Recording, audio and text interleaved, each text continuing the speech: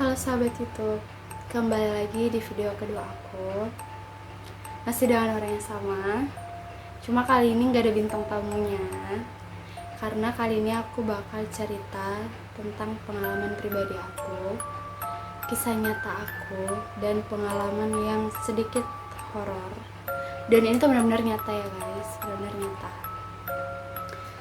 Ini tuh ceritanya berawal waktu aku sekolah di SMP negeri di Bontang, letaknya di Bontang Selatan. Jadi sebelum kita mulai ke ceritanya, aku bakal cerita dulu awal mulanya. Aku tinggal di Bontang, tapi di bagian Bontang Barat di daerah Kanaan. Dan waktu aku lulus SD itu, aku lulus SD dari SDN 002 Bontang Barat, dan aku masuk di salah satu SMP negeri yang ada di Bontang Selatan. Aku nggak mau sebutin nama sekolahnya, aku cuma mau bilang aja tuh sekolah negeri yang ada di Bontang Selatan, dan salah satu sekolah negeri yang terkenal juga, salah satu sekolah negeri yang pengen banget anak-anak pas lulus SD itu pengen masuk sana. Karena kalau kita masuk SMP negeri dan SMP negeri tuh kan kayak lebih terkenal gitu kalau di Bontang ya. Nggak tahu di teman-teman lain, aku juga kurang tahu. Intinya kalau di Bontang, kalau kita lulus SD terus kita masuk SMP negeri itu kayak sesuatu kebanggaan, apalagi di SMP negeri yang terkenal gitu, populer lah bisa dibilang seperti itu. Oke, kita mulai ceritanya ya guys, supaya nggak terlalu lama ngebahasnya. Jadi ceritanya itu pas aku masuk di SMP itu, aku satu-satunya dari SD aku, dan aku belum punya teman sama sekali di sana. Aku juga nggak kenal orang-orang di sana, karena cuma aku sendiri dari SD aku. Jadi kayak untuk menyesuaikan dengan orang baru, aku tuh tipe orang yang susah banget, karena aku pendiam. Kalau orang nggak ngajak ngobrol, aku diam. Nggak bisa aku yang mulai duluan cerita gitu. Jadi kalau umpamanya ada orang yang ngajak aku ngobrol, baru aku ngobrol. Nah, itu ceritanya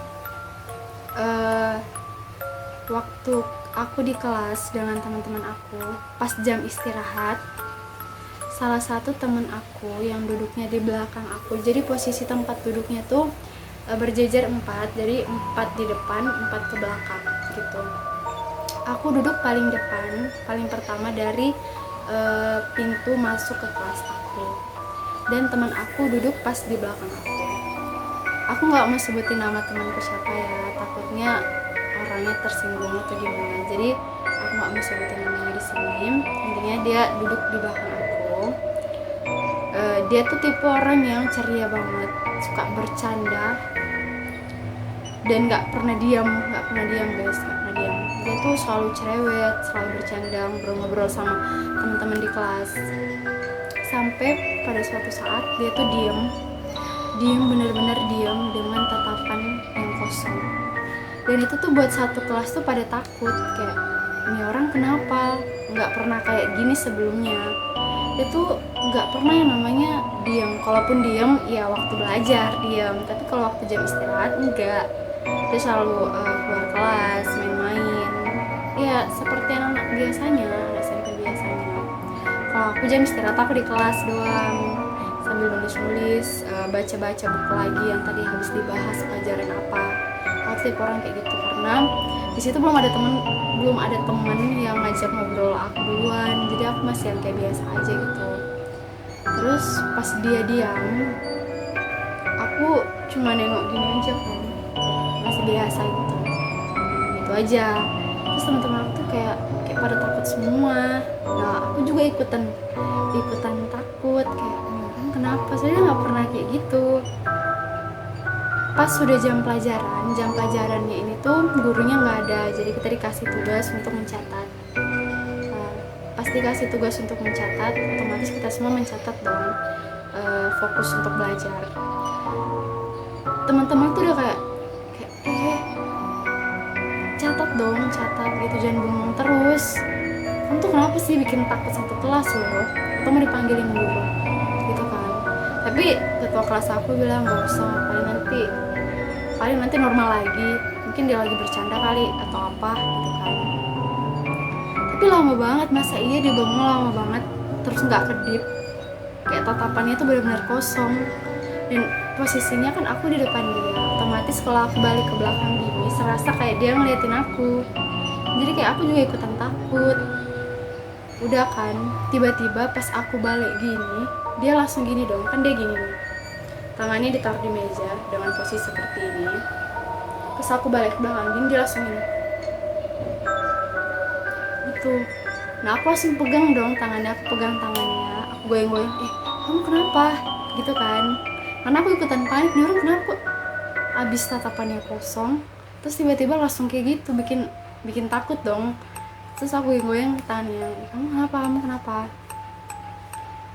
Ternyata dia kesurupan. Kayak itu pertama kalinya aku lihat orang kesurupan, guys. Aku gak pernah lihat orang kesurupan sebelumnya. Pas dia kesurupan gitu, pas aku pegang tangannya, aku ikut terdiam dan pandangan aku jadi kosong. Serius, aku bohong. Pandangan aku jadi kosong. Pas pandangan aku kosong, pas aku diam itu, tiba-tiba aku sadar aku udah di UKS. Dan itu tuh banyak banget teman-teman satu kelas tuh udah pada di luar ngeliatin di jendela kayak gini, sama guru-guru juga udah ada di dalam. Ada guru agama aku, guru bahasa Indonesia aku, wali kelas aku. Dan di UKS itu ada aku sama yang teman aku itu yang tadi kesurupan, kami berdua ada di situ. Pas aku sadar, aku tuh nanya, loh, aku kenapa? Gitu. Terus teman aku bilang, udah kamu minum aja dulu deh, tenangin diri kamu baru kita cerita gitu kan. Tapi pas dia baru mau cerita, aku udah dijemput sama teman aku sama adalah seseorang mantan. Dia jemput aku di sekolah, jadi jemput bawa pulang. Besoknya lagi aku ke sekolah, aku masih penasaran kayak kenapa sih, ada apa dengan aku. Nah aku nanya kan ke temen aku kayak aku kemarin kenapa aku bisa sampai di UKS gitu. Terus temen aku ceritain, kamu ikut kesurupan cuy. Serius? Dia bilang iya. Jadi pas Tata itu kesurupan, pandangan kamu juga jadi ikutan kosong. Nah kata orang, kalau orang yang terdiam kayak gitu jangan kita pegang. Aku nggak tahu ya, aku kurang tahu, tapi dia teman aku bilangnya kayak gitu. Nanti bakal kayak rohnya itu pindah ke kita. Kayak hah, masa iya? Karena aku masih nggak percaya, benar-benar nggak percaya. Udah kan, jadi cerita aku tuh kesurupan itu parah banget di kelas, sampai yang merontah-rontah, bikin satu kelas tuh pada takut, pada panik. Aku yang denger juga ikutan takut, kayak masa iya sih gitu kan. Kayak teman aku bilang, iya ngapain sih bohong, dan ngapain juga kamu sampai di UKS kalau kita bohong. Pas kamu kesurupan gitu, semua orang tuh gotong kamu ke UKS, dan kamu masih meronta-ronta di tempat tidurnya itu, sampai guru-guru pada pegangin semua tangan kamu, kaki kamu. Nah aku tuh agamanya Kristen, dan guru agama aku tuh bawain Alkitab. Kata teman aku, ditaruh di kepala aku, didoain, sampai yang kayak apa ya, kayak teman-teman aku pada takut, kayak Jud kamu kenapa ya kamu kenapa. Dan aku tanya, terus aku kesurupannya bilang apa. Dia bilang, kamu tuh bilang kayak apa, aku udah lupa guys, udah lupa banget. Intinya kayak dia bilang, aku bilang itu pas aku kesurupan kayak aku yang berkuasa, aku yang punya sekolah ini, gitu-gitu. Kayak jadi kayak bisa dibilang aku kesurupan penghuni sekolah itu. Dan si temen aku yang Tata itu tuh cuma menjerit-jerit, teriak-teriak, nangis-nangis. Nah kalau aku lebih yang ngomong, tapi aku udah lupa, soalnya panjang banget yang dia ngomong. Intinya seperti itu. Jadi kayak aku kesurupan penghuni sekolah itu. Nah pas aku dengar itu, aku tuh benar-benar takut dan jadi parnoan banget kalau aku di kelas sendiri. Yang sebelumnya kalau aku di kelas sendiri itu kayak ya udah biasa aja. Sekarang tuh aku harus ikut temen aku. Kalau mereka ke kantin, aku juga ikut ke kantin, karena aku nggak mau sendirian lagi di kelas karena takut kenapa. Udah kan, selesai dari kejadian itu, seminggu pokoknya kayak agak lama waktunya, pas pokoknya agak lama dari selang waktu aku kesurupan itu sama waktu aku ngelihat sesuatu di ruang laboratorium. Itu tuh benar-benar kayak, tapi sebelumnya waktu aku masih kecil juga aku suka ngeliat hal-hal seperti itu, sampai sampai waktu aku SMP aku udah nggak pernah lagi lihat hal seperti itu. Dan pas itu aku benar kali lagi kok aku bisa ngeliat lagi yang sebelumnya udah nggak pernah lagi ngeliat itu. Terakhir aku ngeliat hal-hal seperti itu waktu aku masih kecil, karena kata orang kalau kita masih kecil mata batin kita itu istilahnya anak-anak kecil tuh kalau mereka ngeliat hal-hal yang seperti itu masih apa ya, mata batinnya masih terbuka lah, dibanding kita yang udah remaja itu katanya udah nggak lagi. Aku kurang tahu ya, intinya kata orang sih seperti itu. Cuma pas aku SMP tuh aku ngeliat lagi dong guys, aku ngeliat lagi ada perempuan di ruang laboratorium. Itu aku ceritanya bener takut banget serius. Di sini ada aku sama adik aku ya, karena aku nggak berani ceritanya sendirian, aku takut banget serius. Sudah intan aku sampai gemetaran loh guys, serius, aku nggak bohong. Jadi pas aku ngelihat itu, aku ngomong dong sama teman aku kayak, coba kamu lihat di ruang. Kayak aku sambil gagap-gagap gitu ngomongnya, kayak kelihatan apa? Komputer. Itu ruang bukan ruang laboratorium tapi ruang komputer ya, ruang komputer. Coba kamu lihat di dalam, Osman. Komputer semua. Kenapa Juwit? Nama aku Juwita, jadi panggilnya Juwit. Kenapa? Kamu ngeliat hal yang aneh lagi ya? Terus aku bilang, iya. Tapi masih ya kamu nggak ngeliat sih? Gitu kayak teman aku, apaan sih? Udahlah, kamu harus nakut-nakutin minggu lalu kamu kesurupan, sekarang lihat hal-hal yang aneh apaan sih? Kayak gitu kan.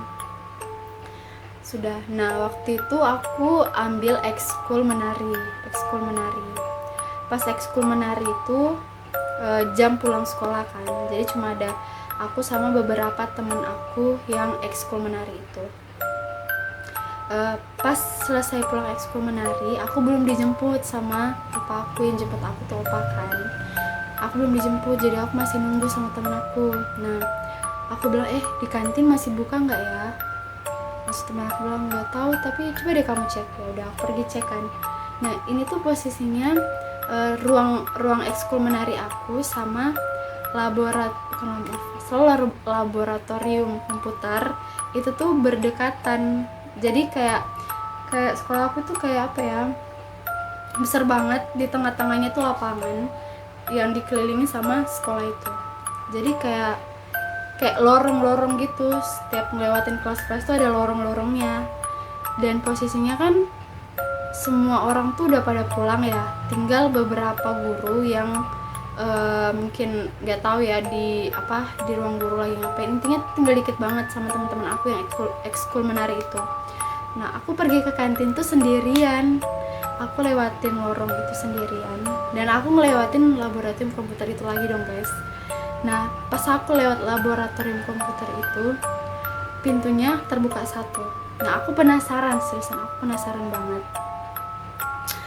Aku nengok gini dong ke dalam, dan aku bener kaget kalau dalam itu ada lagi si cewek yang aku lihat tadi pas jam istirahat. Aku lari balik lagi ke temen aku, kayak aku ngomong, aku takut, kayak masa sih kamu nggak ngeliat yang tadi? Coba deh kamu lihat lagi. Aku ngajak dia kan ke laboratorium komputer itu lagi, tapi dia nggak ngeliat. Kayak dia bilang, dia Juit, kayaknya semenjak kamu kesurupan itu kamu bisa lagi deh lihat hal-hal yang seperti itu. Kayak aku tuh masih kayak nggak mungkin, soalnya kata orang tuh kalau kita udah gede nggak mungkin lah lihat lagi hal-hal yang seperti itu. Atau mungkin aku terlalu berhalusinasi atau gimana. Intinya kayak aku berusaha positif thinking. Maaf ya kalau aku ngomongnya rada gagap, kan aku masih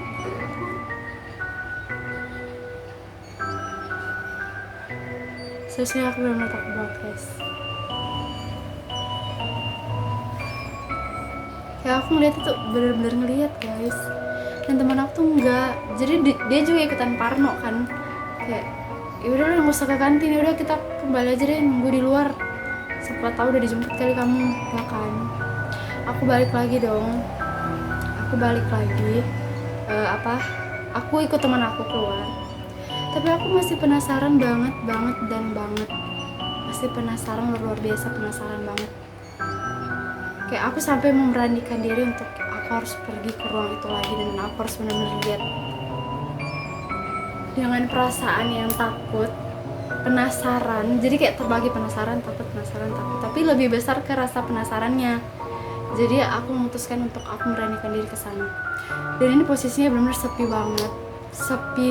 banget. Semua kelas tuh kosong, guru-guru sudah pada pulang, tinggal aku sama teman aku, dan teman aku nggak mau ikut aku, dia mau di luar aja, di luar pagar. Aku masuk ke kelas lagi. Kalau kalian tanya, loh emang bisa ya masuk lagi kalau umpamanya semua guru udah pulang? Kan ada penjaga sekolahnya, dan penjaga sekolahnya itu tahu kalau aku ikut ekskul menari, jadi dia pikir mungkin ada sesuatu yang kelupaan di kelas aku atau apa, jadi dia izinkan aku untuk masuk lagi. Pas aku masuk ke ruang laboratorium komputernya itu, aku benar-benar masuk guys, benar masuk ke dalam ruang itu. Dan yang aku kagetnya, si ceweknya itu ada sendirian duduk. Kalau kalian tanya ceweknya itu seperti apa sih orangnya, dia pakai baju sekolah, rambutnya panjang, dan dia duduk sendirian, pandangannya kosong di ruang komputer itu. Badannya benar kosong, mukanya pucat, benar-benar pucat. Kalau kalian tanya, sama nggak kayak yang di film-film hantu? Bisa dibilang seperti itu kalau kalian lihat film-film hantu. Tapi yang benar-benar pucat banget guys, pucat banget. Dan kalau aku bisa bilang, kan kata orang ya, kalau umpamanya hantu itu pasti dia nggak akan menampakkan kaki di tanah. Dan iya bener. Rindu banget ceritanya. Pas aku ngeliat itu, aku antara takut mau lari, tapi jiwa penasaran aku lebih besar. Kayak aku nyamperin yang cewek itu, dan dia langsung nengok ke aku dong guys. Dengan tatapan yang benar-benar mengerikan, menyeramkan. Itu sesuatu yang gak bisa aku lupain di dalam pikiran aku. Benar-benar serem banget dia ngeliatin aku. Aku pengen lari waktu dia ngeliatin aku, tapi aku terdiam kayak paku gitu, terdiam kayak gini. Dan si orang tuh langsung kayak, orang tuh kalau balik ya, kalau dia duduk gini terus balik kan kayak masih kelihatan ya baliknya gini, dia benar-benar balik langsung set, kayak langsung cepet banget muternya. Dan dia langsung ada paku, langsung berdiri depan aku, dan benar-benar ini muka aku dan ini mukanya dia, kami benar-benar berpapasan kayak gini. Ini aku nggak bohong guys, serius. Terus dia ngomong kayak, duh aku serem ceritainnya.